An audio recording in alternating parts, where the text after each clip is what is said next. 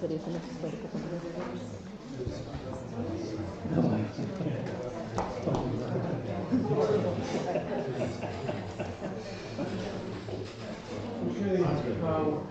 We're live?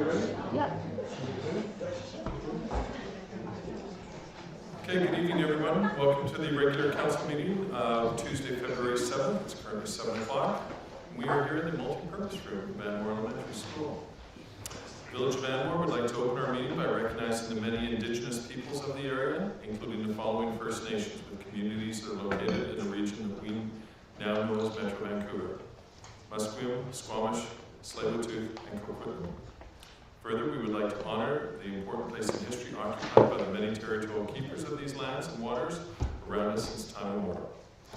I'd like to call the meeting to order. Approval of the agenda, the recommendation would be that the agenda be moved as circulated. Someone can move that. Move. Seconded. All those in favor? Opposed? Carried unanimously. We do have Councillor Trowbridge who's on Teams joining our meeting as well. Public input. Public is permitted to provide comments to council on any item shown on the meeting agenda. A 2-minute time limit applies to speakers. Would anybody like to participate in public input? If you could come up and your name and address, please. Linda Weinberg, Fruit Drive. I'm not real good on money, and I wanted to ask about the, thank you. I wanted to ask about the road and water and the fixtures, equipment costs that are in the budget, or sorry, in the agenda. Are those, is that part of the 8.5 million that we're paying for the hub, or is that in excess of? Excess of. Excess of. So why would it be ahead of the budget? Is there a time reason or something?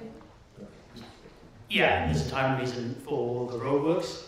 For one, we need to, previous council meetings we've reviewed the subdivisions to realign the roadway and whatnot, and based on some of the site information we found that the existing water main is not adequate to really service the houses beyond. So now that we know that, from an engineering perspective, we have to rectify it. So there's that. It's kind of a bit of time of the essence on that one. And the fixtures and equipment, that has to be done ahead as well? Yeah. Oh, so the furniture? Yeah, I guess so. Yeah. So that one is all about, it takes time to actually order that up and get it in. So we're worried about it basically not being here in time if we wait until the approval of the budget, which would be May. By the time that's ratified, it can take up to 6 months to actually get the furniture and what have you in on time. So we don't want to have a village hall without any furniture. Thank you. I have 2 more questions, but they're not related to the agenda. So would you like me to save them to the end? Please. Yes. Any other public input on tonight's agenda? Yes. Name and address, please. I know to do that. Nancy Maloney, 1724 East Road. And I have one comment and one question. So my comment is I would like to thank Council for supporting the Anmore Times community grant application. Last year it was said that the in-house Anmore advisor had replaced the need for our Anmore Times publication, and financial support from the village was no longer appropriate. So I would like to remind our mayor and council that the United Nations says that an independent press is the cornerstone of democracy. And I know Polly is also from the States and is quite aware of this, as may other people also. But in the US, this principle is enshrined in the very first amendment to the US Constitution. You know, the importance of supporting an independent press to preserve a democracy. So here's my question related to the agenda. Last year, somewhat in opposition to the community grant guidelines, $1,000 was given to a person rather than an organization to build a website for a proposed nonprofit initiative called Beneath the Surface. And I actually found this proposal quite interesting. I was at that council meeting, but over the course of this past year, when I looked for updates, it does not seem to have ever happened. So my question for council and mayor is whether there's any accountability for ensuring that a grant is actually used for its intended purpose, and what happens if the money that has been given, usually to an organization, but in this case to a person, what happens if it isn't used as per the application? Good, thank you. Through the mayor, I don't recall in particular if we've received any updates from that organization. Typically we do not, and Ms. Martin looks like she has something to add to the conversation. Thank you for your question. I did receive an email from the lady that is starting that program when we asked if they would be applying again this year. And she said she's currently getting licensing and getting website information together. So this year she did not apply for additional money because she was still using the money from last year. And she hopes to come back next year and show us what she's put together. So she's working very much on it and checking in with us. So it is happening. Thank you. Yeah. Okay, thank you. Okay, we'll now move on to delegations. We have 2 delegations tonight. We have the Real Acts of Caring, School District 43, Warren Chang, School District 43, present the student group regarding Real Acts of Caring. Welcome. Thank you all for coming.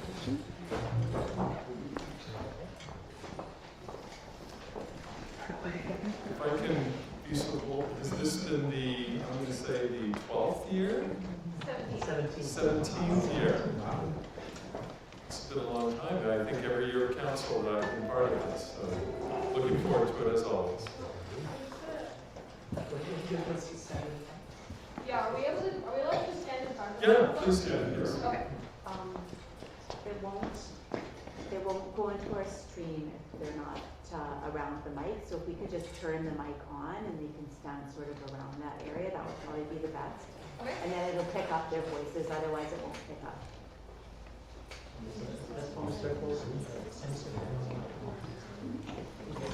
Maybe yeah. It's not too far over. We want them on camera.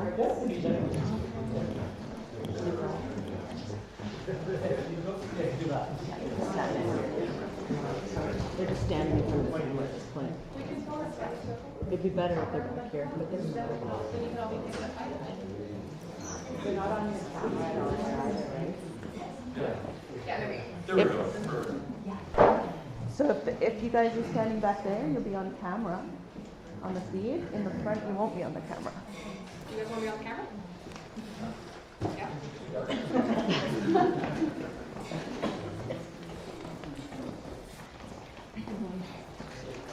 There we go. There you go. All right. So I just want to start this meeting by thanking you, Mayor and Council, for allowing us to come here. As we just talked about, this was our 17th annual year of making this presentation, and we really appreciate your time. Before we begin, we'd like to introduce ourselves and do this starting at the end of the line. Will everybody please say their names and spell your phone? Hi, my name is Liv and I go to Porter Street Elementary School. Hi, my name is Victoria. I'm in grade 1 and I go to Porter Street Elementary School. Hi, my name is Edith. I'm in 4th grade and I go to Porter Street Elementary School. Hi, my name is Haley Johnson. I'm in the 4th grade and I go to Porter Street Elementary School. Hi, my name is Riley and I'm in grade 4 and I go to Porter Street Elementary School. Hi, my name is Marcella and I go to Porter Street Elementary School. Hi, my name is Gracie and I go to Porter Street Elementary School. Hi, my name is Claire. I'm in grade 4 and I go to Porter Street Elementary School. My name is Amanda Commentary. I graduated from Glen Eagle Secondary about 2 years ago, and currently I'm attending Martin College. And my name is Violet. I go to Montgomery Middle School.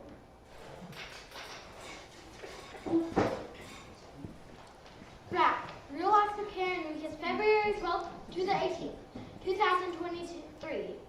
As well as being caring and kind to one another, this year our RAC Week focus is also taking care of our environment.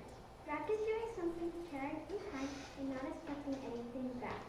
RAC has been around for 17 years and is making our community and world a better place. RAC is now spread all over BC and to some of the communities in Canada. In fact, there is even a school in Egypt which has heard Here are some rack environmental ideas. Take reusable shopping bags wherever you go and use them. Conserve water, shut off water when brushing your teeth, and purchase drought-resistant plants which require less watering. 3. Turn the lights and TV off when you are not using them. 4.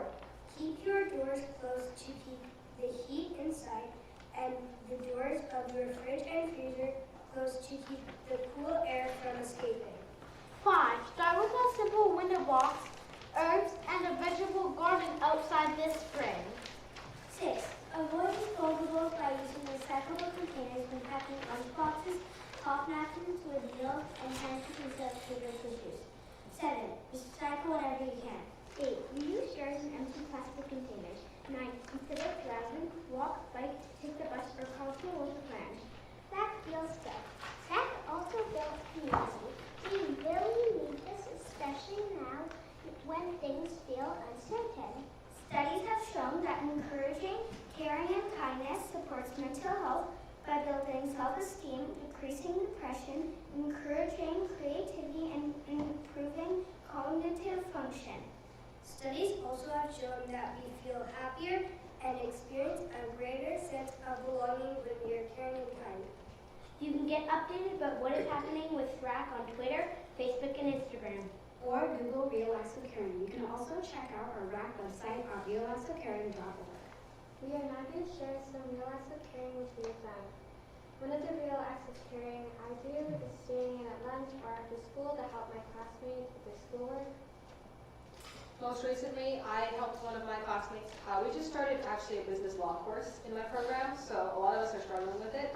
And we all kind of pulled together and created like a notes chart, and we're all just kind of helping each other study.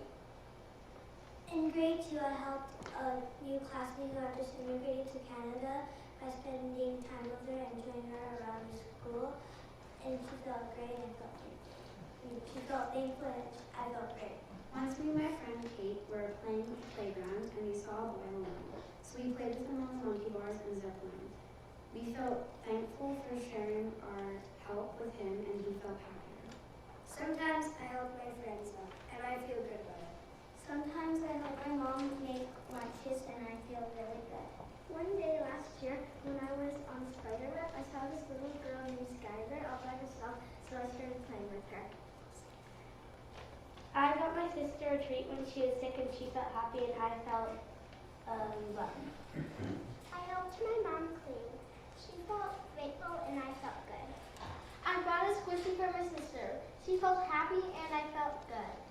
Thanks everybody for sharing those great racks. Our main purpose for being here tonight is to promote the upcoming Rack Week and to also ask you to pass a proclamation which recognizes Rack Week February 12th to 18th, 2023. We also would like to ask if you would promote Rack Week on any boards leading into Anmore or any boards leading out of Anmore or like anything in town. We have posters for you guys for that. Our theme for RAC this year is environmental, and we are trying to encourage our community to be mindful about being green. As a rack for you, we are giving you each a produce bag. These bags were made by our local volunteers who are in the Fabric Bag Solution Program. The material they chose is gently used and washed. So now we're just going to hand the bags up to everybody in the room.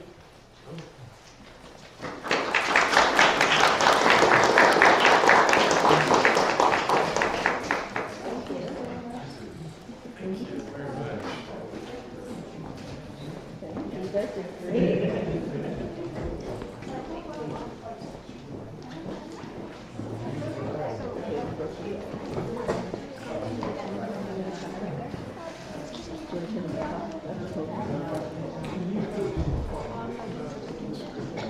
From the cords all over. I mean, I don't have it in my notes, so.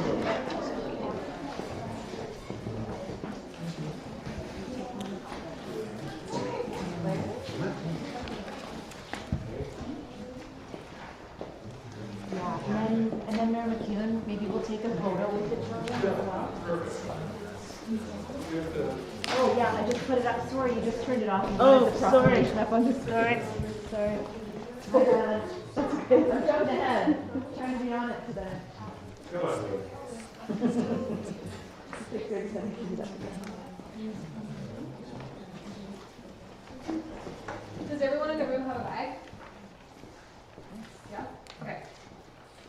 Thank you for your support in coming to RAC. We are happy to answer any questions which you may have. Any questions from council at all, or? No? I have one question. Yes. I would like to know what all of you are doing as real acts of caring for your parents. Okay, well, for me, Anybody? it's just kind of helping them out around the house because my dad owns a business and my mom's a bookkeeper, so they're constantly busy. So like my sister and I will just tag team and we'll clean the kitchen or take the garbage out. It's the small little things that they're just extremely appreciative over. I can guarantee they are appreciative. I hopefully do. I always cook with my mom and I really enjoy it. When my mom's not usually here, I try and help my dad clean around the rest so it makes it easier for him. I help my dad unload the dishwasher because he usually is pretty busy in the morning. I help my mom in the mornings with getting stuff ready for school. I help my mom when she's cooking. I help my sister like shower and put on makeup. Sometimes I help unload the dishwasher. When my parents are busy, I make dinner for them or Okay, well, I can tell you that your parents very, very much appreciate everything you do for them. And then, as in the past, we'll ask the Public Works to change the sign over to when we come up to declaring the Real Active Caring Week, which is February 12th to 18th. It's coming up next week. So, good. We just want to thank you all for coming here, and we appreciate it. And we want to proclaim. Is that the proclamation? The RAC Week will occur in the village of Anmore on February 12th to the 18th, 2023. Awesome. Someone to move that? I'm going to move. Second. All those in favor? Carried unanimously. So I'm going to ask if all of you could come up in front here. We'll stand behind and we'll get a picture, I guess, of everybody. It's So if you want to all line up in front here and then we'll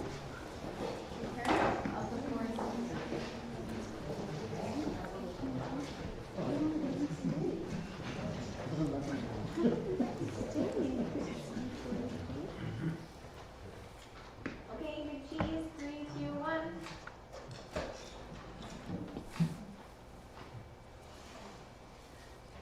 Everybody's eyes open? Okay. Almost time. 3, 2, 1. Okay. Good. Thank you so Thank much. you all.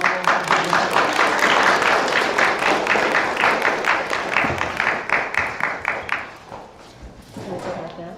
Can I turn back down? Is the other guy coming up? Yeah. He's got his. Okay, yeah. He did, he just want to help connect him.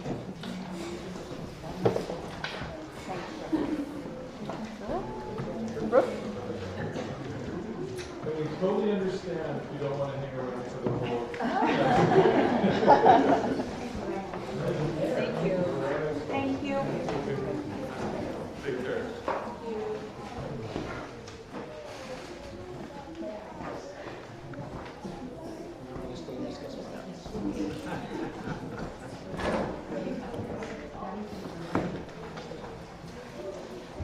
We probably can leave the lights on, right?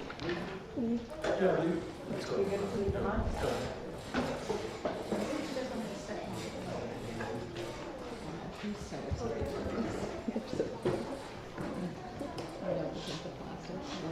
Neither do I.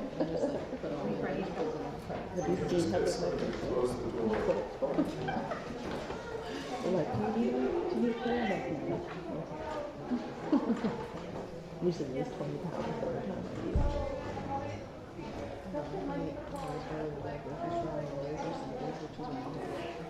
it.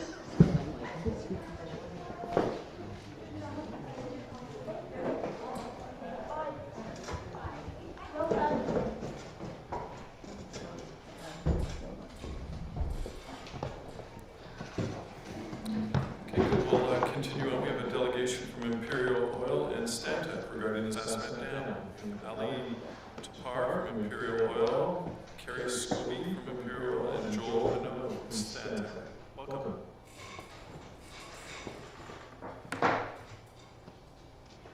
Good evening, and just first I want to start off thanking Mayor and Council for allowing us to present to you tonight.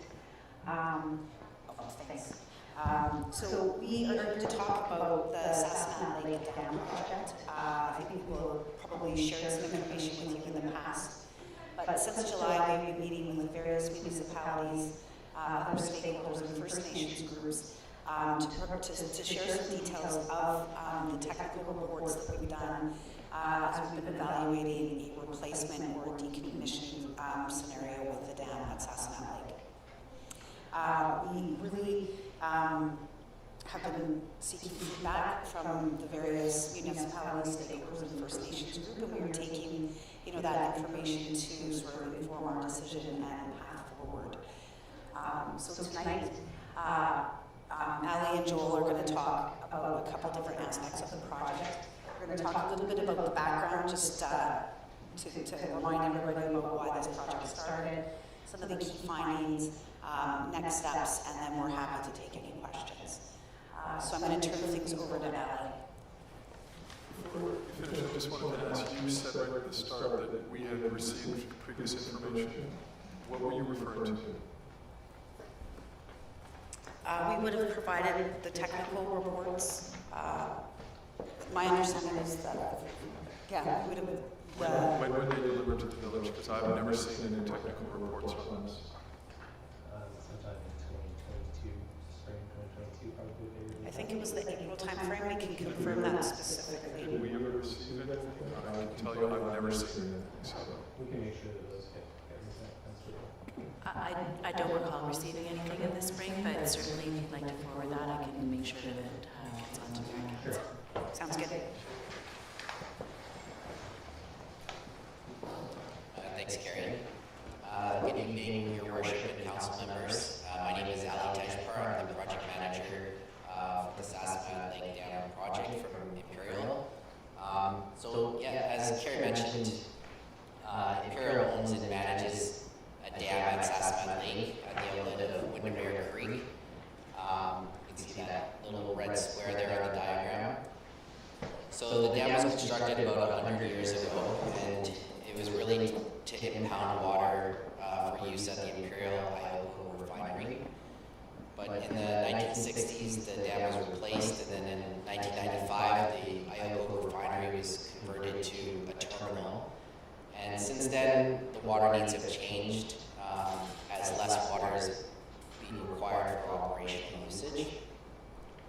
The dam was the original dam, when it was constructed, Imperial has become one of the many users of the lake, and the community has built facilities around the lake and surrounding area, such as residences near Windermere Creek, the pedestrian floating bridge, White Pine Beach, and Sassanat Outdoor Center, to name a few. In August of 2019, an inspection was performed by the Ministry of Forest, Lands, and Natural Resource Operations. And in the inspection, they did observe some seepage and asked Imperial to create a plan to address that issue.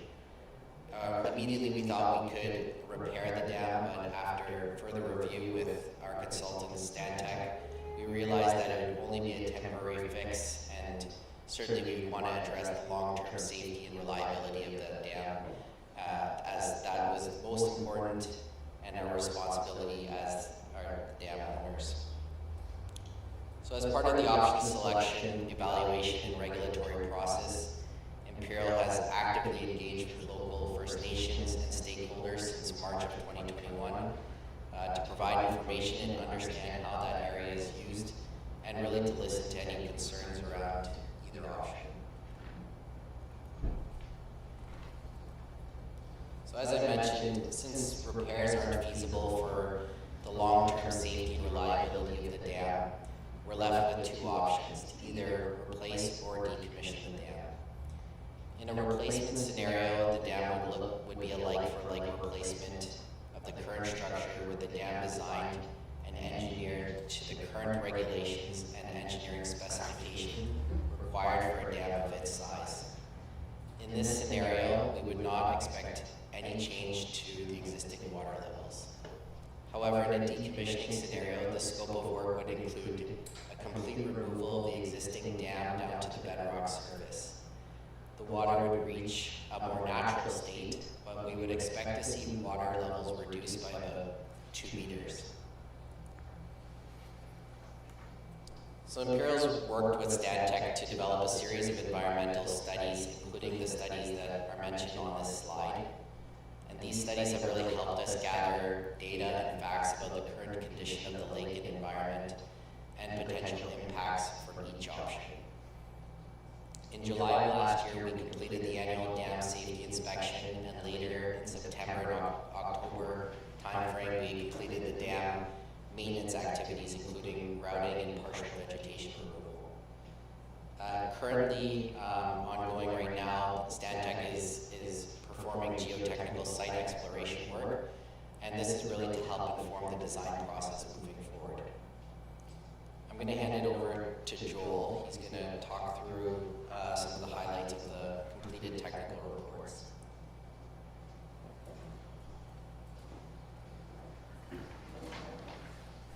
So again, apologies if you haven't received these reports. This is really a condensed, very small snippet of probably 700 pages of reports here. So there was 4 studies completed in 2021 while we were examining some of the environmental aspects of Saskatoon Lake, Windermere Creek, the area. So we're just going to talk very briefly, highlight kind of from each level of report. So from the vegetation and wildlife study that was completed, we found there would be limited temporary impacts to vegetation and wildlife just to the immediate dam area and replacement scenario.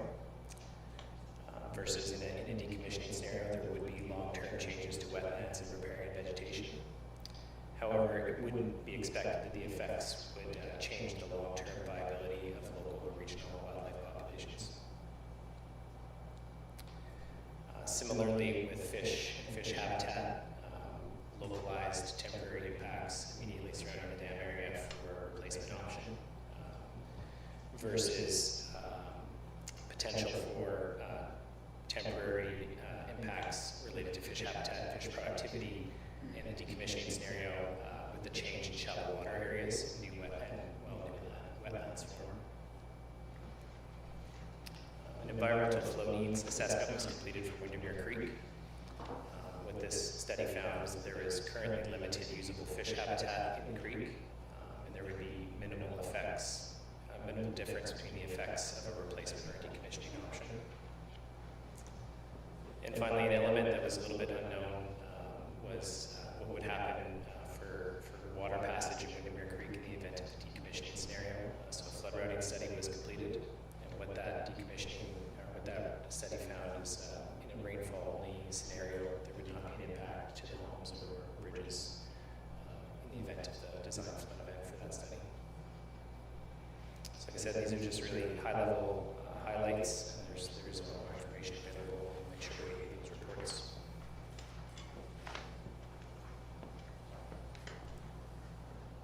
Thanks, Joel. Imperial's started the community and First Nations engagement process in March of 2021.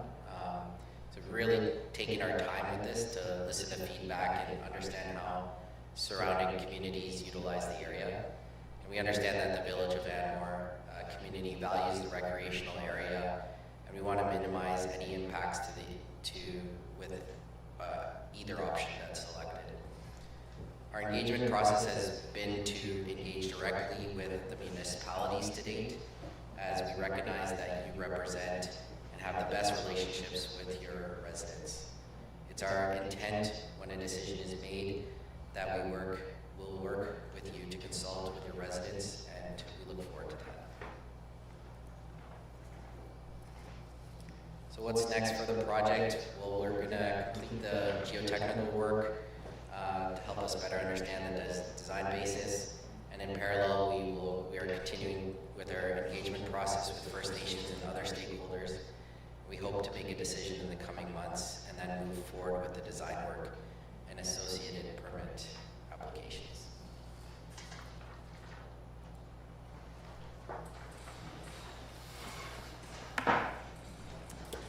So I'm just going to ask a question. Have you presented to us before? No, we haven't. Okay, then that's going to lead me to my next question, which is rather disturbing when I get phone calls from other councils stating that you had met with us when you were at their council meeting, which happened in Port Moody about 2 weeks ago. And that was sort of the precipitous of why we asked you to come here. And also there was a quote in the Tri-City News saying that you'd met with Anmore and Bill. We have not met. So it was really important that I want to stress that. So. Thank you for the question. In fact, we've actually identified the Village of Anmore as part of our engagement process since the beginning. We've reached out to the Village of Anmore for any questions or comments that they had, and we've gotten back that there's no questions at this time. So we have those emails that we can certainly forward to you. I guess it just troubles me when there's a public comment at a neighboring council meeting that we have been met with, and I said no. And again, my secondary role as chair of the Metro Vancouver Parks, I know nothing about it. So so. Yeah, I appreciate that feedback. There was kind of various pieces of misinformation in that particular news article. So that's why we're very pleased to be here tonight, so don't want to get into disputing those facts. We also agree that that wasn't accurate. And so are thankful for the opportunity to come and have this presentation today. And again, the information which we've never seen this information that you're talking about. I look forward to it because again, this lake is very impactful in our community. That's right up to it. And when we have residents emailing, phoning us, and asking us what's going on, we've actually been asked to go to the outdoor. I have no particulars as to what was going on, any of this, so I'm glad that we presented this. It makes it very difficult for us as public officials to be able to answer these questions and not be able to give a knowledgeable answer. So. Yeah, so we're happy to provide that additional information. We'll go back and, because we thought, but my understanding was that everybody on that stakeholder list had been communicated those reports to. So if that's, an oversight on our part, we'll make sure to double check that. And then happy to answer any other questions and equip you with what you need. Thank you, Mayor McCune. I have a question for you. I saw in your timeline that you'll be making a decision in early 2023. We are smack in the middle of early 2023, which could lead us, or me, to speak on behalf of my fellow councillors, this is just me, that perhaps you're very close to or have made a decision. And again, I echo the frustration from Mayor McHugh, I've had people ask me about this, and we have received nothing. So if there are emails, I think it would be good to see them. No, we certainly do have those emails. We'll forward you the emails and the response back from staff members from Village of Anmore. And certainly when we say, the coming months, the reason why we're saying that is we have had many discussions with other stakeholders. We want to hear what any concerns you may have with either option so that we can take that feedback back. We're certainly keeping track of all of the feedback we're getting from stakeholders and First Nations groups, and that's helping us move forward with the decision. So that's why we wanted to present here today to understand what your concerns are, if you have concerns today, or if you want to circle back to us. We're more than willing to wait for your comments before we make any decisions. Councilor Richardson. It's disturbing to me on a few levels. Ignore the communication, but most of your presentation is about the environmental aspects to fish and birds. That lake is a very valuable recreational facility, which, as John said, borders us. If that lake goes away to some degree, everybody's going to go to Munson Lake. So, there's kind of a split level there. So one of my concerns would be, what's the impact on the recreational aspects of that lake? I know from swimming it many times that it's quite shallow in places. So what is the change in footprint of the lake? Surface area. Does it shrink by half, quarter? I know some pieces are steep and they drop off quickly. I haven't heard any of that. So that would be a big one. And two, the thing that's danced around, which kind of bothers me, is what's the cost? Like, if you decommission and take the dam down, is it $500K? And if you rebuild the dam, it's $2.5 million? Like, if we're talking $100K, it's probably not a big issue. But if it's, $100 million, then we're talking. So I have no financial information whatsoever on either option. Well, thank you for the question. Certainly, the first and primary thing we need to address is a safety concern. There's a safety concern with the dam, and our first concern is that we have to address that deficiency with the dam itself. And so we want to address that certainly, and we understand that there is a recreational use of that area, and if that's one of the concerns from a decommissioning standpoint, that's something we've noted, and we understand that if the lake were to drop 2 meters, that would be seen not very favorable for the community members in the area. So that's something that we've noted, that's something that is part of our decision making. If that's something that we don't want to do, then obviously we're noting that. But we haven't done a study in terms of what recreational impacts there could be. And we're right now what we're doing is we're trying to listen to what the concerns are. So, but that doesn't, not to be harsh, that doesn't add up to me. Because as Paulie pointed out, you're making your decision in the next month, because then we're no longer in early 2023, and you haven't looked at the recreational aspect yet. That seems insane to me. Now I know it's your dam, and there's all the other things that go around, but it seems a bit strange to me. I guess my question is, Imperial Oil, obviously after this consultation process, pretty sure I know what the answer is going to be. Everybody's going to want to keep the lake the way it is. Is Imperial Oil committed to rebuilding the dam if that is the decision and that is the desire of the greater community? Because to Councillor Richards' point, it's probably a lot cheaper to decommission the dam and drop a water level than to build a new one. Yeah, I think that's a great question, and I understand the reports that you've seen. I would say probably, pardon me, the consultation process is extremely important to us. We are not being driven by a financial decision, so that's not part of our process. We've operated in this area for a long time. Being a good neighbor is very important to us, which is why we want to have these conversations and get the feedback that will really inform our decision. So yes, clearly there is, recreational impacts, that could happen if the dam is being decommissioned.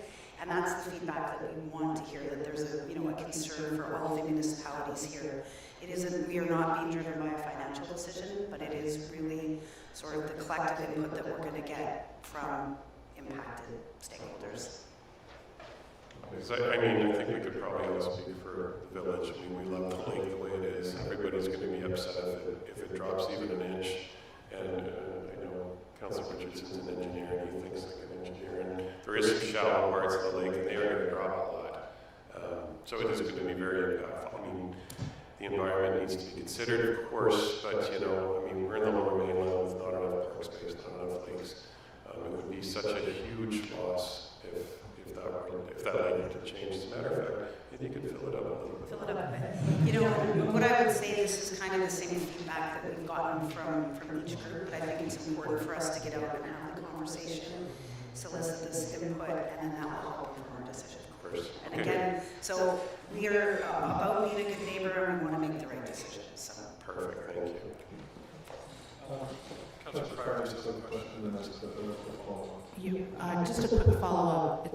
I think it's a yes or no question. I believe when I read the report or some information, I was looking online to find more information. Did I read that you're not doing public hearing? You're simply going to make your decision on the facts that you gather from stakeholders? Is that correct? Did I read that right? That's been our consultation processes that we've been working with the municipalities, First Nations groups, and then once the decision's made, because you have the relationship with your residents here, as do each of these municipalities, and then we will move forward with that kind of consultation. And like sharing of information, I guess, so consultation may not be the correct term, but how we communicate, what the path forward is going to be, timelines, those sorts of things. I have a quick question and then I have a comment. My quick question is, from the engineers, has the dam been condemned? Yes or no? Okay. My comment is, if you're to walk the walk, so to speak, in consultation, I would strongly suggest that we follow the lead of what this council is saying to you about the importance of it as a regional body and a regional park. And I would strongly suggest that you come and present to the Regional Parks Committee, which I happen to be chair of, to have this discussion there as well, and let people know what's going on, rather than people reading about it in the Tri-City News and other news articles, which, as you determined, was not all that accurate. So it would be very influential, very important, because that is, I will tell you right now, one of our crown jewel facilities that we spend a lot of money on for Metro Regional Parks, to be able to facilitate thousands upon thousands of people and throughout the summer. So I'm going to strongly suggest that you do that, and I'll leave it in your report, so to speak. So is that something that, I don't get, Karen, you could send us details when the next meeting is, or? You would have to contact Metro Vancouver, the actual, which I'm going to say, the actual operator of the lake, which I'm sure you must have contact information for. Okay. Thank you. Thank you. Oh, sorry. Councillor Childers, do you have any comments? No, I think it's all covered. Good. Okay. Thank you. I forgot about you there. Sorry.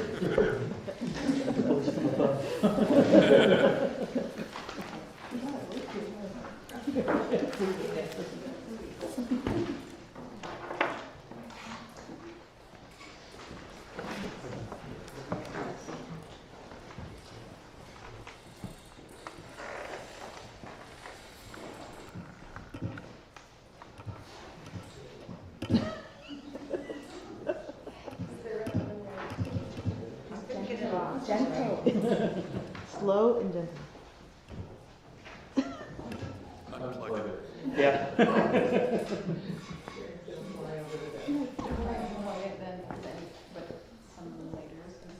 Yeah, we'll play back.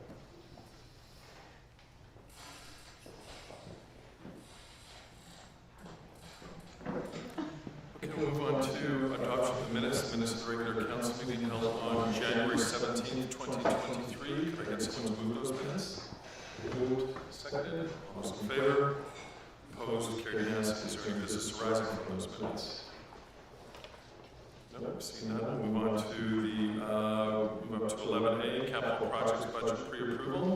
Report dated February 3rd, 2023 from the Smart Manager of Financial Services. Smart. Good evening to Mayor and Council. I'm here to seek direction from Council regarding the approval of the community. Oh, sorry, I'm on the wrong one. I'm on community grants. Let's go back a page. I'm here to ask for direction from Council to pre-approve the Q1 capital projects for budget consideration. We have just a few capital projects that Mr. Boyd will speak to if you have any questions. So to pre-approve the Monterey Lane improvement, which was briefly discussed earlier, for approximately $350,000.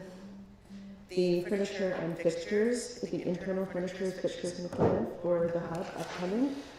We do need to go out and start quoting on that. So That will happen before the full budget is approved, hopefully. And tree trimming, we are looking to do some tree trimming in the spring. That is an operational budget of $15,000, and a request for an arborist to do a report on the 6 areas around Anmore that require tree trimming and dangerous tree assessment. Thank you. I think Mr. Boyd has discussed the road and Laura, that's really all related to the HUD and the extension of Monterey Lane, which is going to exit directly across from the East Road and Sunnyside there. The fixtures and furniture, with the new thing, we're going to need a lot more storage apparatus for storing, because we're going to be able to store all the records and everything in-house rather than having it external. The tree trimming is, and I did talk to Mr. Donaldson, how it works, and he wants to go around and do a full analysis of the village. We're having some issues with some problem areas where we're getting consistent branches on trees which are causing power. Is that correct, Mr. Boyd? Yeah, I can talk a little bit more to it as well. So there's a number of assessments we need to do from a liability point of view. If a tree falls off of our land on someone else's land, we want to make sure we've had the appropriate report and due diligence to remove those trees if we knew they were hazard trees. So, and the reason we're coming forward today instead of waiting for May is it's a bird nesting season. And so when it gets to bird nesting season, the cost of removal of those trees skyrockets because we have to do a lot of environmental work around it to ensure that there aren't birds nesting and whatnot. So that's the other reason it's going forward today. Good, thank you. I will move recommendation. Move, seconded. Open up for some discussion. I'll just quickly ask if Councilor Trowbridge, do you have any comments on this? Yeah, I do. Relative to the hub furniture, I think it's important. I'm not sure if everyone's aware or not, but Mr. Boyd and certainly Karen will be aware of this committee. Much of this furniture that we're talking about, because I'm sure it will possibly come up about recycling stuff you already have, etc. But much of this furniture, other than the regular offices and so on, but the furniture that is going to be used in the area for the community, in the community, the big community area, the 4,000 square foot area, is designed to be easily rolled and collapsed and stored to save time and labor, so that it can be done by us and by the staff. So there is to just say furniture that undersells it, there's a functionality to the pieces that we need to make the hub functional. Good, thank you. Let's move to any other further comments. Councilor Ward. I was going to question the $5,000 times 6 for assessment. It sounds like you're wanting someone to go through the whole village everywhere, so that cost would be significant. I think I'm okay with everything else. These extra costs, we knew these extra costs were going to come. This was our wish list. We were going to need furniture, we were going to need road upgrades. We knew there were going to be associated costs with the village hub, which is one of the reasons we kept it to our budget. We didn't want to just approve a bigger budget and then have to deal with all this stuff later.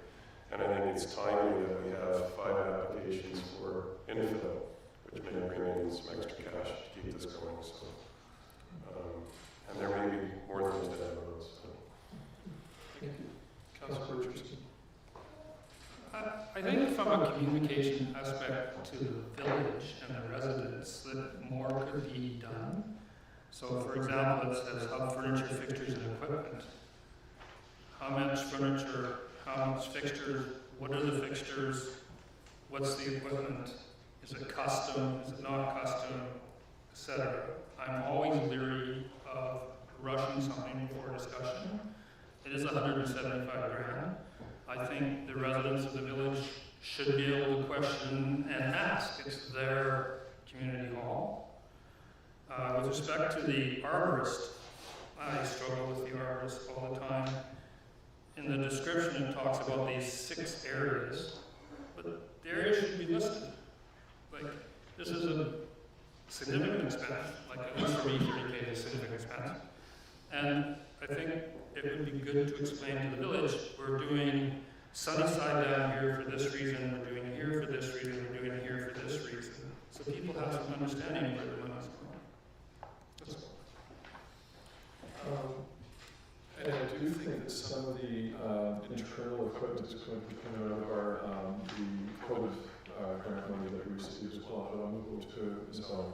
Thank you, through the mayor. So the 175, as is stated and not broken down terribly, but it's furniture, fixtures, and equipment. So we're talking not just office furniture, things for the lobby, as Mayor McKeon said. For the community room, we're also talking about fixtures, appliances, audio, video, those types of things. And we're still working through finessing budgets and getting quotes on those items, and are most definitely conscious of costs. But as Mr. Boyd said earlier, we are also conscious on lead times for ordering. Some of those items will fall within monies that we can use the COVID grant for. And also, we'll be bringing forward next month a grant opportunity for, I think, up to $30,000 that will be applying for to hopefully outfit the boardroom and EOC area. So there are going to be some different sources that those funds will be able to come from, and we'll be able to take a bit deeper dive. We just want to make sure that we're capturing that umbrella at this point, so that we do have authorization and direction to move ahead with some of those order pieces that do take some lead time. And in terms of the arborist report in the areas, certainly when that activity is taking place in the village, we will be communicating out to residents as it's happening in the areas. And I'm not sure if Mr. Boyd knows the exact areas, but that's certainly information that I could get from Mr. Donaldson. And as the work is completed, should council approve the budget, we'll certainly be communicating to the community at that time as well. I think the point is going that maybe a little bit more detail in this moving forward, and I understand the urgency right now. And I certainly wanted to lay out with the challenge with the nesting season and that. So I'm going to call the question. All those in favor? Opposed? Carried unanimously.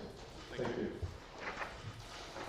And if you feel this get a little bit more detail, I feel like I can give you a little bit of detail now.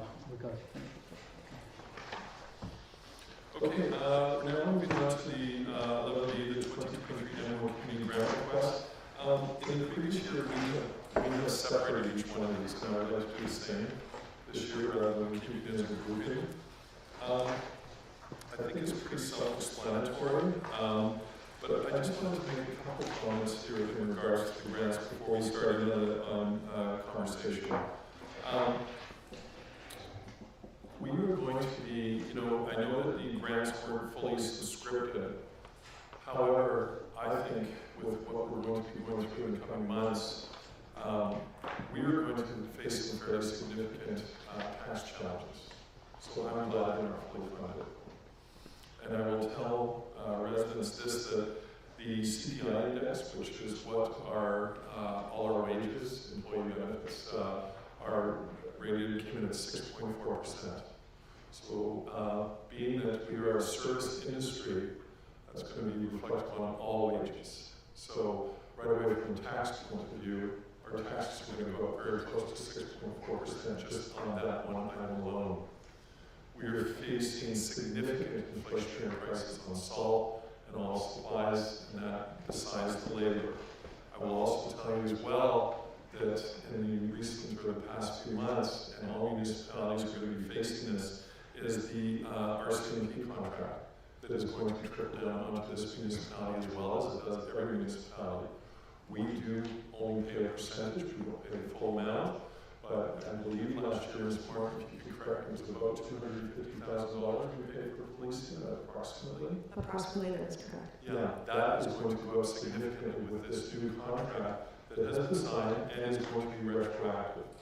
So with no commercial properties, well, limited commercial properties, just residential properties, we are going to be facing some significant tax increases just to cover these costs. And that's not even moving anything forward. So I just want to, I was pleasantly surprised that it wasn't fully subscribed. However, I did go through this with a very, very sharp pencil in regards that we need to make sure that certain constraints are put in place. So, Ms. Martin.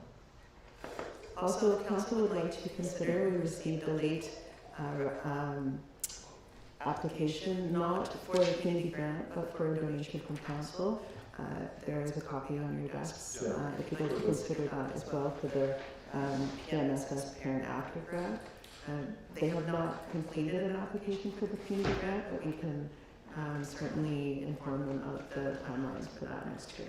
Yeah, and this is just a blank subscription letter. It isn't even addressed to Anmore Mayor and Council. It has no relevance, which we asked for in our applications, is the relevance to Anmore and the effect it has on the community. So it's not holding a lot of weight in regards to my decision.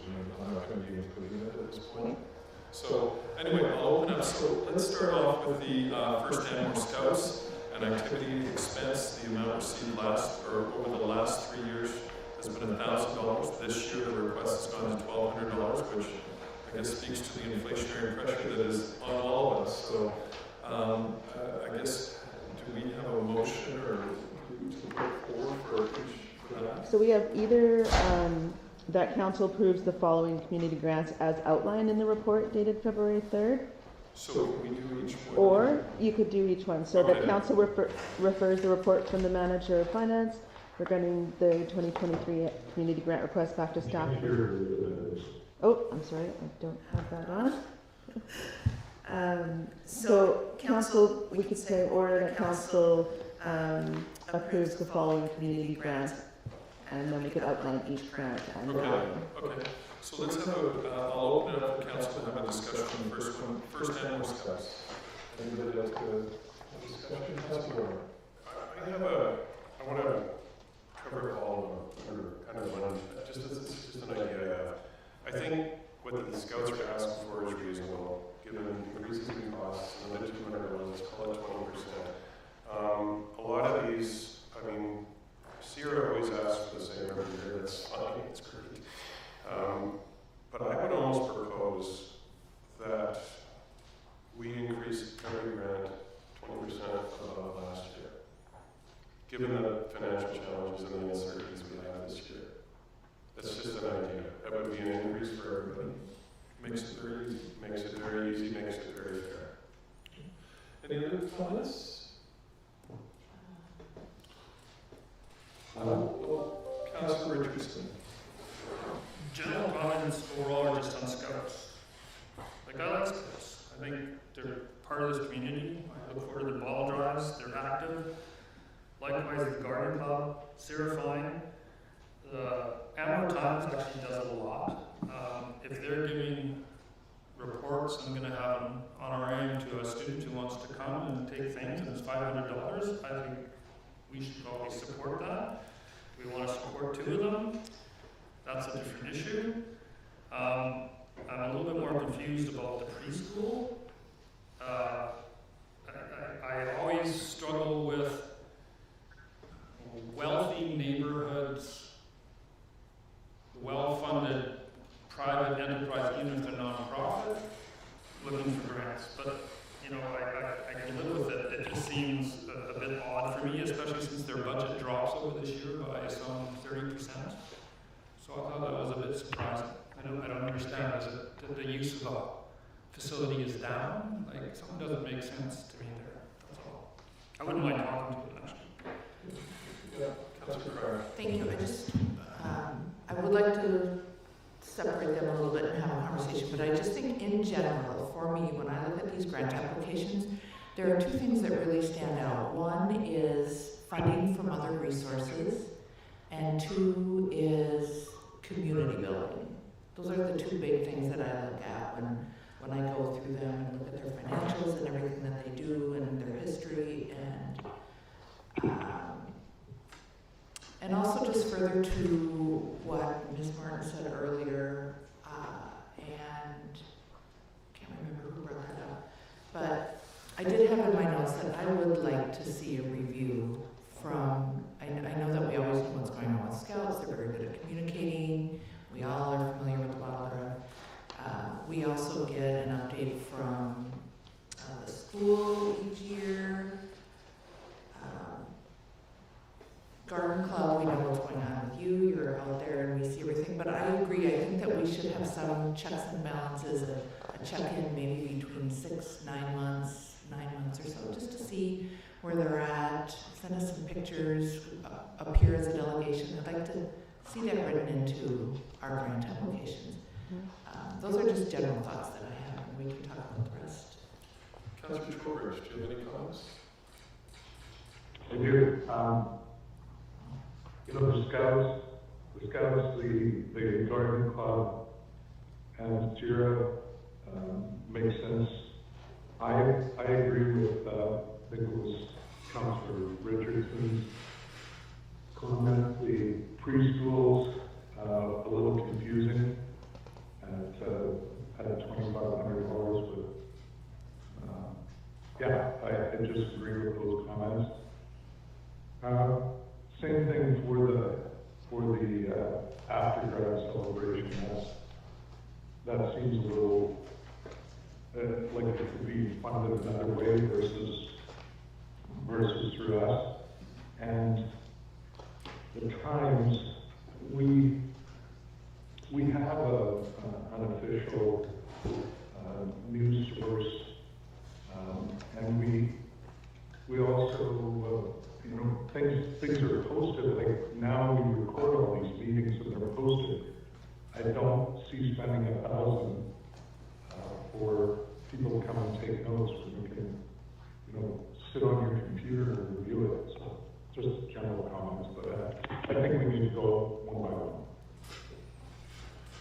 Okay, well, with that being said, so we'll just try and do a general unofficial things so that we can put it all together. So first Anmore Scouts at $1,200. Is everybody keeping that? Yeah, I think so. Okay. The Anmore Garden Club at $750. If I could just make one comment on that. I believe that the Anmore Garden Club also donated a bunch of trees last year. I think Nancy, is that correct as well? So that probably brought up the 500 was probably closer. And I will also say that I think the Garden Club is going to play an extensive role when we start tying in the new Village Hub to Spirit Park, as well as, I'll get to it later on in my mayor's report, when the Spirit Park is regroomed with a new septic system. I think there's going to be a significant expenditure with the help of the Garden Club in regards to tying it all in. So I'm certainly fine with having the $750 with the Garden Club at this point, but I do think it's going to grow significantly. So is everybody fine with the Garden Club? Okay. We'll go to the CIRA 437. I heard every consensus there. Everybody was fine with that. Friendly Forest Preschool. So we have A and B.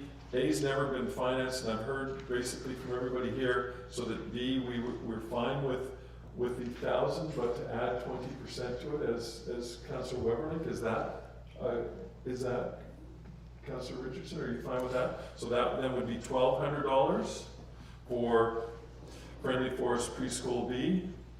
Is that all right with you, Councillor Trowbridge? Yes, look, can I ask another question, or are we done now? No, go ahead. Never. Okay. It's never been requested before, is that it, or it just hasn't been requested in the last 3? They have 2 requests, Councillor Trowbridge. The first one has never been funded. The second one, which is B, they last year received $1,000, so we've upped it following Councillor Weberling's suggestion of 20%. So we've now put it to $1,200 if you're fine with that. But only the one grant being put forth to Friendly Forest. Okay. Okay. I'm fine. The Heritage Woods secondary from 200 to 740. I just looked through the notes and there was no rationale for it to go up. So, yes. I believe in the email, they're looking for you to cover the cost of their dinner per student. Yeah, I'm fine to take the previous 200 and add the 20% to it, so we can make it maybe 250 then. Is that fine, or Councilor Richardson, are you good with that? 250? Yeah, the other weird thing about their submission is like last year's expenses were exactly 45,000. Like, nobody has exact expenses of 45,000. So it looks to me that they were kind of lazy about it, and that annoys me. Like, I'm sorry if they're here, but I hate that. So 250 is good? 250 is fine. I'm good with that. Okay. And then the Anmore Times, if we follow that from 200 and take that up to 250? Sure. Okay. Is that, sorry? So I can recap in a resolution if you wish. Okay, so did we grab all that? So I'm just going to reiterate, just so everybody is clear. Councilor Trowbridge, can you hear me? I can hear you, but somebody spoke there, I couldn't hear them. Okay, I'm just going to go through all the grants, and just so that we're all, just to make sure everybody's comfortable. $1,200 for the Anmore Scouts, $750 for the Anmore Garden Club, $40.37 for the Community Embracing Restorative Action, $0 for Friendly Forest Preschool A, $1,200 for Friendly Forest Preschool B, $250 for Heritage Woods Secondary, and $250 for Anmore Times. Could I get someone to move that? Moved, seconded, all those in favor? Opposed? Aye. Carried. Okay. Move on to the 11C, the Parcel Tax Review Panel. And I think we need Ms. Elbert to explain this to us all. Thank you. So council needs to set membership for the Parcel Tax Review Panel. And it is set by bylaw for 3 members. And what the Parcel Tax Review Panel does is it just reviews the parcel taxes. So in Anmore's case, that'll be the parcel taxes that accompany the local area service bylaw for Anmore Green Estates. So we have the existing 2 parcel taxes that were authenticated previously by the review panel, and it's just a formality. And then this year we have the additional one that is for the $5,000 and change. Sorry, go ahead. This year the new bylaw is for the borrowing, for the capital borrowing. Yep, for the 200 and change or whatever it was. Yes, I remember. Yeah. It was And for the then as capital well- borrowing, and we're doing by parcel tax. Right, and as well for the usage in regards to the sewage. Yes, so there are 3 different ones, but 2 have already passed. So essentially this review panel just authenticates the tax roll, which is the list of properties on the tax. So it's just a formality. As I said, it's been done for the other 2, but this 3rd one is the new one this year. So 3 members of council need to be appointed to this review panel, and then likely in April, before the tax notices get prepared, the review panel just authenticates the roll, and we provide notice to the And this affected parties. just so everybody's aware, this only applies to the 52 homeowners in HE that are hooked up to the Metro sewer. Correct. Right. Okay, anybody want to volunteer? 1, 2. You can look at Ken. I said I would. Oh, okay, so we'll have Councillor Trowbridge, Councillor Richardson, and Councillor Weber. Thank you for your volunteering your time. It should be a very quick meeting. Less than 5 minutes, thank you. So the motion would be that council appoint the following 3 members of council to the Parcel Tax Review Panel for the term ending January 31st, 2024. Councillor Weberink, Councillor Richardson, and Councillor Trowbridge. Good, someone to move that? Seconded. All those in favor? Aye. Carried unanimously. Okay, we'll now move on to recommendation to close. Can you read that? Yeah. Thank you. So following this meeting, council will be reconvening into a closed session. So the recommendation is that pursuant to section 91A, C, G, and I, the meeting immediately following the regular council meeting be closed to the public. So to move that, moved, seconded, all those in favor, opposed, carried unanimously. We'll now move on to the mayor's report. I've got a few things I just wanted to bring up. The trail that runs along the gas line behind Ravenswood, which is heavily used, the stairs have been replaced and a railing has been put on. And I've heard, which comes down, I guess that will be onto Ravenswood Avenue on the west end of the trail. And some people have said, whoa, those stairs they're fancy, but they're very narrow. That was the limitations of what we could do by Fortis. Fortis is really starting to get very, very strict in regards to anything that's on their right of way. And so properties may be getting a letter in the mail asking them to remove some of their garden sheds or whatever the case may be, but they're getting very strict. And that was the limits that they put on there. So we cannot go any wider with those stairs. And I know a lot of people said to me they're very, very narrow, but that's the reality. We put Rayburn put a railing up there. That was it. And even those stairs, they said they wanted them so that they could remove them easily if need be. So that is a high pressure gas line. So that's that. I also heard from some people that weren't aware that there's actually a trail that goes halfway down there that goes right onto Ravenswood, right, and comes out right near where the cul-de-sac is that then leads into the Anmore Elementary School. And they're saying, could we get this cleaned up a little bit more and identified a little bit better? It was part of the original Ravenswood subdivision. I met with Scott and Joe out at the Spirit Park. We talked a little bit about the Christmas lights, how to tie that in with the new village hub, which I know has been taken care of. But we also talked about the new septic field that's going to be going on there. And they wanted to know, from my experience, how marshy that upper area is. So that is all going to be removed and scraped down. And I know Mr. Boyd has done a full engineered plan. We are going to lose a few of the trees right in the middle there, but that will rectify that area, and then sand put in.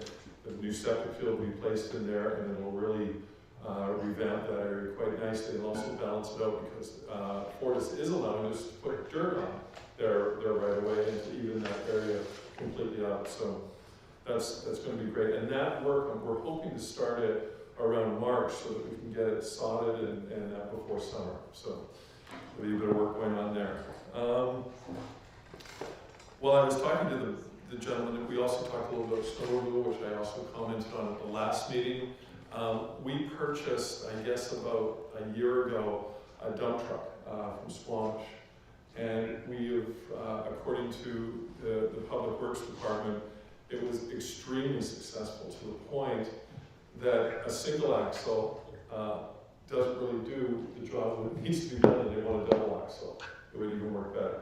And we are going to need a new set of equipment for the brine as well that we're going to try and implement next summer from an environmental perspective. So I do, just hearing that conversation and talking with some of my colleagues in the other municipalities, with the increases that other municipalities are facing, they're holding off on a lot of their purchases. So there may be an opportunity for us to, we bought this dump truck quite well, it's fully certified. The existing one, it may be an opportunity, but we'll have to discuss it during our finance meeting about possibly selling it or trading it in on a bigger one that would even do more work. And we noticed when we had that heavy snowfall right before Christmas, the dump truck was really the workhorse, which really cleared Sunnyside and East Roads quite amazingly well compared to the other ones, which for some reason the Fords seem to have mechanical, we've had a lot of mechanical issues with the 550s. So that's just an update on that. And then after the last 3 days, I had the honor of touring around 8 mayors from Australia through my role at Metro Vancouver. So we toured some of the facilities that waste to energy facility in Burnaby. We toured the recycling depot. We went to the Richmond Oval. Brisbane is receiving the Olympics in 2030, 2032, so 10 years from now. So they were very, very interested in that. There was 8 mayors, the mayor of Brisbane, Lord Mayor Schreiber, I guess. That's, Brisbane has a population of about 1.4 million people. It was very interesting hearing the similarities between our country and their role of government and ours. 2 interesting things though jumped out at me, and they were just fascinated by our weather. And I said, why were you so fascinated about it? They said, well, the hydroelectricity that you're able to produce, like how wonderful is this? You don't have to worry about water. And that is something that is very scarce to them all. Water is like gold. But the big thing that was the real aha moment to me was that all their electricity in Australia is created through coal. And how fortunate we are where we live here. They couldn't believe it, that we don't use coal to generate electricity, which is amazing. You think about it, and they said, it's really sad because we are trying to encourage people to get electric vehicles in Australia, but literally we're just moving the problem. The other thing that was fascinating as well is that their state government, which would be equivalent to our provincial government, has taken over all municipalities' rights on zoning and development, because they're in a similar situation. And it was really interesting, the controls that we still have and the controls that they no longer have. But it was really interesting. We did a great tour, and it was really an honor getting to know them all and to spend some time in that. So it's really interesting. So I'll now move it on to councillors' reports. Councillor Cryer. Thank you very much. Just a couple of things. Tomorrow starts 3 days for me of elected official seminars in Richmond. So I've registered for a few classes, some of which roles and responsibilities of all of us. Financial management, meeting procedures, asset management, local government law, communications, both managing local media and social media. So I'm very much looking forward to attending. Although it's targeted for first term, I felt a little cheated last term with the pandemic, and there are many of us that are returning again as a second-year counselor. So that is 3 days, starts 3 days tomorrow. And on a personal and professional note, I would like to send support to Minister Robinson, who we just recently learned is going through a health crisis, and she's angry about it, and she will fight. I know this, but I just felt that she's been very good to the village of Anmore as well as the entire province, and I wanted to send love and support to her and her family. Councillor Richardson. Just one thing, I was contacted by several residents with respect to NavCam and their proposal to change the approach routes for the airport, YVR. There's been an uproar, especially in the Tri-City Nodes, from Port Moody, Port Coquitlam, complaining about it. I posted the information and the links based on the information that NavCam has put out. There is going to be reduced airplane traffic over Anmore with the new proposed routes. So I pass that along. If you want the specific links, I can send them if somebody asks. Yeah, it's a good point, because there were some people that were concerned about it. I read the whole nav thing, and it actually is taking a lot of the route away from Anmore and Belcarra, which is quite good. Putting over the, yeah. Okay, Councillor Trowbridge, do you have anything to report? No, just the weather. No? Okay, we'll move on to the Chief Administrative Officer's report. Ms. Silver. Thank you. So some of you may remember that a while back, Council approved a website replacement budget. So just to update everybody that we do have that project awarded and well underway in the planning session. And we will be reaching out to the community with some engagement tools in terms of what you use the website for, in terms of navigation, what's been hard to find, and what you would like to see before we sort of finalize the mapping of that, because it's very important to us that we do get that right. So we'll look for those opportunities coming up soon in the coming months. The next scheduled council meeting for February 21st will be cancelled. Instead of that council meeting, we will be holding the APC meeting and Parks and Rec joint meeting.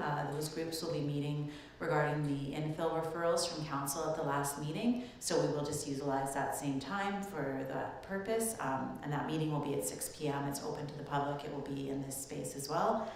And then we will be scheduling the Finance Committee for March 9th. And again, that will be held here as well, and we'll be posting information and communicating that out to the community, and that will be part of our budget planning sessions. Good. Thank you. Okay, we've got a few information items, some general correspondence from Metro Vancouver, communications with Heritage BC. I'll now open up to public question period. Public is permitted to ask questions of council regarding any items. 2-minute time limit applies to speakers, and then we're going to be going to an in-camera. I'm just going to turn the microphone on. Are you sure? Yeah, I did it that time. 50-50 if you ask me. Lena taught me. You've got to push a little harder. Hello, I'm Jan Morrissey from Strong Road, and I've been working on the Anmore Times team since 1991. And when we started, the council funded the whole thing. And gradually we began to get advertising revenue to find some of the finances that we needed. And over the years we've become more and more independent. Last year we asked for some money to help support the students that work on the Times. And we asked for $1,000 and we were given $200 because the council at the time didn't realize that they were not any longer funding us any other way. And so the $200 from last year was a misunderstanding, I think, and we really appreciate $250 this year. It will help. So I really wanted to say thank you for that. We appreciate any support we get and urge you to support the paper with your contributions. Councillor Trowbridge said everybody could read everything online, but people don't. And there's lots of people that aren't really that computer savvy. So the little bits that we put in the paper are important. And you don't have to pay for those pages. At election time, we ask you to pay for the pages that you put in. But on the regular monthly papers, it's a really good way for you to share what you're doing with the community and why you're doing it, which is what people really want to know. So please don't forget when we send you the reminder about the deadline each month on the 25th. Thank you.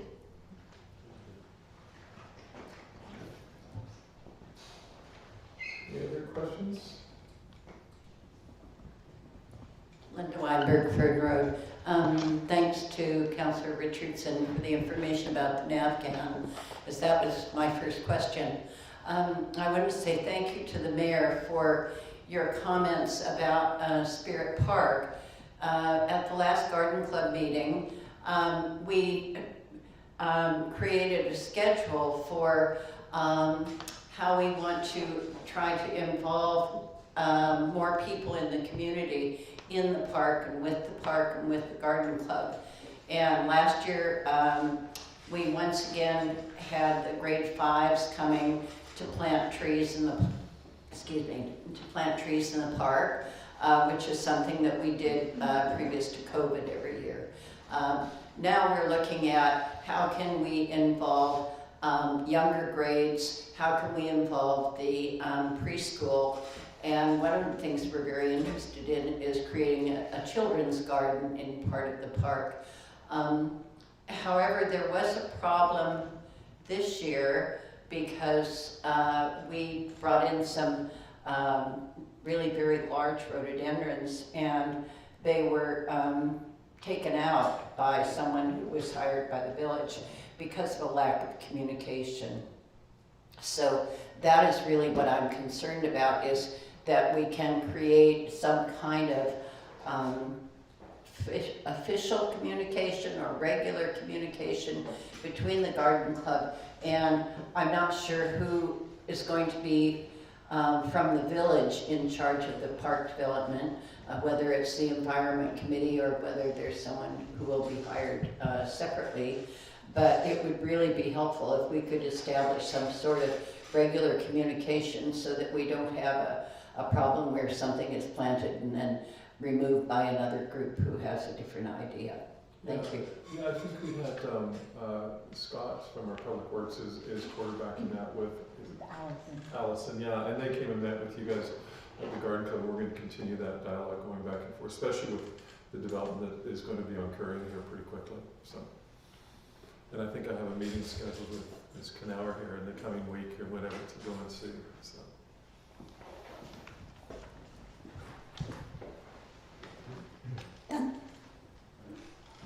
Nancy Maloney, 1724 East Road. And I had a question and a comment about the issue of dangerous trees in the village. So my question is, could residents be asked if anyone who has noticed a potentially dangerous tree, not to their own property, but to the safety of the village, could this be reported to the village and potentially added to the list? You know, obviously if it's a tree that's a danger to like your fence or something, that would be your responsibility. And I'll quickly explain why I'm asking. Anyway, we have a very, very, very large coniferous tree at the end of our driveway, which over the years progressively leans more and more and more towards East Road. Like every year, the angle of it leaning is worse. And I don't know if you remember, a while back, a driver on Marine Drive, either in Vancouver or Burnaby, was actually killed just being in the wrong place at the wrong time because a tree fell, you know, onto the road, wiping out his car and killing the driver of the vehicle in the process. Anyway, I actually called the arborist. So some arborists are certified to identify dangerous trees. All arborists are not so certified, was what I learned. So I went to the website and of the man who was interviewed on CBC television, and there was his phone number, so I called him and explained our tree situation. And also the roots are exposed, a lot of water gathers under that tree. So he said that sounded potentially dangerous to him and could obviously potentially fall onto East Road. But he's a Vancouver-based person and didn't want to come here. So he referred me to another certified arborist who I did contact, and that person was quite willing to come to Anmore, but was going to charge $5,000 to come and assess our tree. So can I just clarify, is the tree on your property or is it on village property? It's towards I assume it's probably on our property, towards the end of our property, but it's not a danger to our property, it's a danger to East Road, is the complication. But if it fell, it would fall onto East Road, it wouldn't fall onto our house. So could we report this tree is my question. How do we deal with the situation? I believe the onus is on the owner of the tree to make sure that it's dealt with. Is that correct? If it was reported, we'd go out and assess, firstly to see whose property it was on, if it was a village tree or not, and if it was on the private side, so the owner's side, it would then be reported to bylaws to remove that tree at their cost as a liability to the village property. So yeah, and if it was on village property and it was assessed to be a dangerous tree, hence why we're asking for these reports is so we can do the due diligence to remove dangerous trees. Ms. Maloney, if you could, maybe phone into the village, and if you want to report this tree, to bring it to the attention, and when the arborist is around, we can have a look, and then we can also get Public Works to determine its origin and ownership. Okay. But the liability seems to be that if it's assessed to be a dangerous tree, then the total cost would fall to us. So from that point of view, it's less desirable for us to report this hazard. Okay. And just hope it doesn't fall on a car. Hope it just falls on the road and doesn't kill a person. Yeah, but that's the bylaw that we assess it on terms of if it's identified as a dangerous tree, then it's a danger to the public, and so therefore it needs to be removed one way or another. Yeah. Okay. Good. Okay. Okay.